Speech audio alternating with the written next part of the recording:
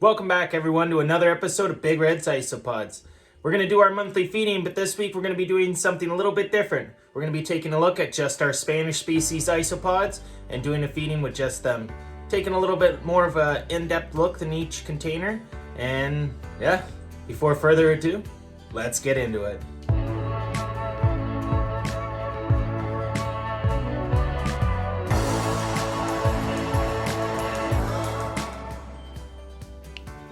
Alright guys, like I said, we're going to be taking a look at our Spanish species this week. So I'm going to start off with one of the classics, Priscellia Boulevard.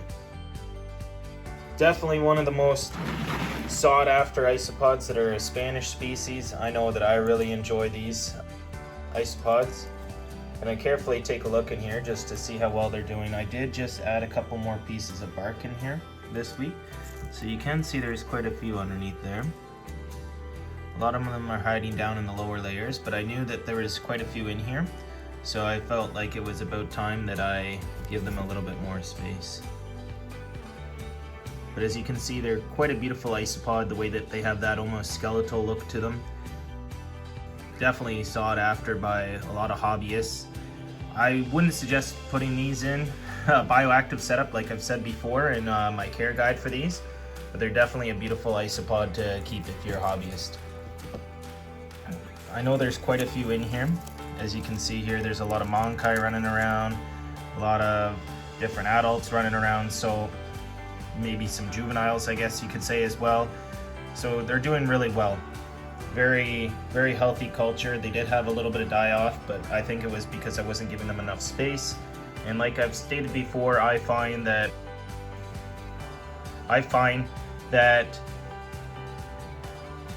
Spanish isopods of any sort of the Priscilla Spanish isopods, they need a little bit more space than any of the other species because I feel that they get aggressive towards each other and it causes them to not want to inhabit the same areas where they're going to need their moisture. They're going to be scared, they don't want to go there because maybe there's a big bull male hiding there. So they tend to run and hide and they don't get the proper amount of moisture and then they get sick and then you have die-off. So I'm just going to be feeding them my fish flake that I normally do, and this week I got some pieces of mushrooms that I've got chopped up. Just going to cover these guys back up. Leave that piece of mushroom under there. Then I got another piece I'm going to hide over here. Give them a proper spritz down, and they'll be good to go. Again, I do about a quarter of the tank, spritz down to a third. You don't want to do too much more than that so that they do have a dry side if they wish to, but other than that, the only other thing I could say is that when it comes to Boulevari, I tend to put some sort of seal around the outside of the lid due to the fact that they are escape artists. These isopods in particular, very good at getting out of the container. There's another species I will show you that does have the same problem, but this is definitely one of the biggest culprits of escapees. Next up, we have probably my favorite of the Spanish species of the Priscilla Spanish isopods, or possibly my favorite isopod in general, but definitely my favorite of the Spanish species, Priscilla Magnificus, which is the largest or the second largest of all isopods. So I'm going to give them a quick spritz down here because they look pretty dry. Then I am going to flip this up here and we'll take a look. I know the last time I was in here, there was a lot of monkai, a lot of adults, and look at that. They're doing fantastic. Just going nuts. So they look like they're probably going to need another piece of bark in here to separate them up a little bit more, because there's a lot of subadults in there that are going to be becoming adults soon, and a lot of adults in there already. So we need to separate them up so they don't start competing and then we have die-off. So I'm just going to grab another piece of bark, either put it underneath this large one here or find one to go over top so that they have more hiding places and they don't feel so cramped in We don't want that. We want them to feel safe. We want them to feel secure, like they have enough space. So I'm actually going to add in a couple pieces of bark here. I had some sitting off to the side that I had collected earlier on last year that have just been kind of drying around because I knew I was going to need them eventually. So what I'm going to do is I'm actually going to lift this top piece up again so we can see all the isopods in here. And I'm just going to carefully slide these two underneath so that way they feel nice and secure and they don't end up scaring each other away from the moisture areas or whatnot, or from food, so they don't have die off. We want all these guys to feel nice and safe. So there we go, guys. I've just added the two pieces of bark underneath.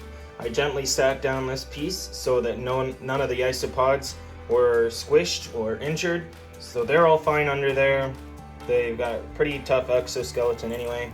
Gonna give them quite a bit of food because there is quite a bit of subadults to adults in there.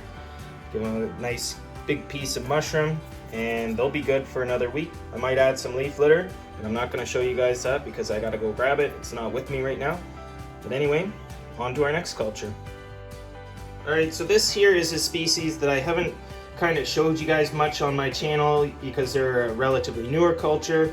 If you guys have seen my unboxings, you do know that I have these, but I haven't shown these too much up until now.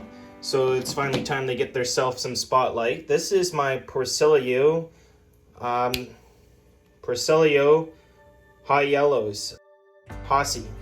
These are my Priscilla Yohasi high yellow, which are extremely beautiful isopod. I do know that they've had lots of breeding happen, so I'm expecting to see, yep, lots of isopods. This is a really neat species. Oh, look at the monkai right by my finger there. This is a really neat species where they don't take too much care as much as other Spanish isopods do. The amount of care that I put into these guys compared to the other Spanish species is minimal. I still give them lots of space to run around. I still make sure that they have a relatively dry climate, whatnot, giving them a lot of protein when I feed them. Although these ones seem to be doing a whole lot better. They seem to be thriving and not having any sort of issues. Could be because I had already experimented with the more difficult ones that they seem easier. And maybe I'm just more used to taking care of the Spanish species now, but I think they're just a lot easier in my opinion. Beautiful, beautiful isopod.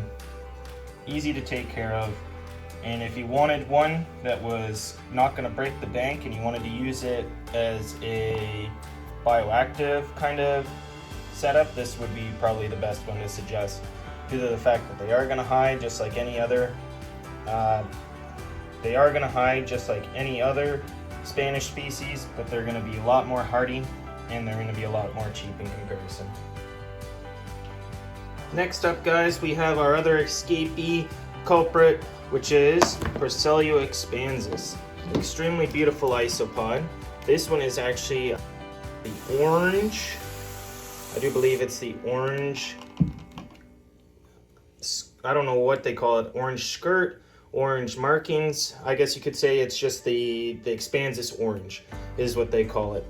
And I do believe I have some blondies in here. I don't know how many we'll see in here today. Oh, quite a few actually. I'm gonna try to flip this over carefully. They are a relatively skittish species of isopod. I would like to separate out the blondies. I can actually see there's another one hiding in here that you guys can't really see. But as you can see, there's 1, 2, and then a third one and a fourth one that I've seen in here. So there is quite a few of the blondies in here. I would like to separate them out. And then I should probably separate out the ones that have more of an orange coloration to them, because as you can see, there's quite a few wild types. Oh, I guess there's a fifth blonde one. I didn't see the one right there. But there's quite a few that look almost like a wild type in here where they don't have much orange. So I do believe that's something that you gotta breed out. I haven't spent a lot of time with these guys because I just got them breeding well, and I don't really want to mess with that too much just yet. So I am gonna cover these back up. But as you can see, I still have the foam on the outside of the container lid, just because these guys are escape artists and I don't want them running all over the place. Because as soon as they get out, they end up passing away due to the lack of humidity in my house. So unfortunately, that's just the way it's got to be. You got to make sure that they stay safe and in their enclosure. You don't want them running around everywhere. Give them a little piece of mushroom, and they'll be good for another week. And the last culture we're going to look at today, all you OG subscribers will understand and know what this species is. This is one I fought with for a while to get the numbers back up. This is my Priscilla Valencia Spanish isopod culture, which is just teeming with monkai and juveniles. They're everywhere. Now this culture still seems to have a little bit of die-off every now and then, and I'm just thinking it's something to do with the species in total, where they tend to almost nap a lot, and then they end up not getting enough moisture and passing away. I do try to keep a lot of moisture on almost 2/3 to half, a third to half of the container. I try to keep moist due to the fact that they just seem to always have that problem. As you can see down here in the side here, there's a couple of dead isopods down in there, but I'm not worried about that whatsoever due to the fact that the numbers are just crazy high in here. They're quite a beautiful isopod where they come up with different colors, just like you see in other isopod species like the scabers. They can have multicolored isopods and some of their different morphs. But this one here, this is just the natural color formation, I do believe, which is really beautiful. And if I take a look at underneath of either one of these logs, I do believe there's going to be even more isopods, or a piece of bark, I guess I should say. But there's going to be even more isopods. And there's so many different colorations in here. They are really beautiful. I will say that these ones specifically were really difficult for me to take care of compared to any of the other Spanish isopods. I don't know if that's the way that they are. So just be aware of that if you are going to buy these ones. Be prepared for some die-off. I don't know if that's the case for everyone, but it definitely was for me. I didn't see like that type of die-off with other Spanish species, but this one definitely had a lot of die-off. Either way, beautiful isopod, great Spanish species to have. Would highly suggest getting it if you're a hobbyist. If you want them for bioactive setup, I would not suggest this species due to the fact that they have a lot of die-off, apparently.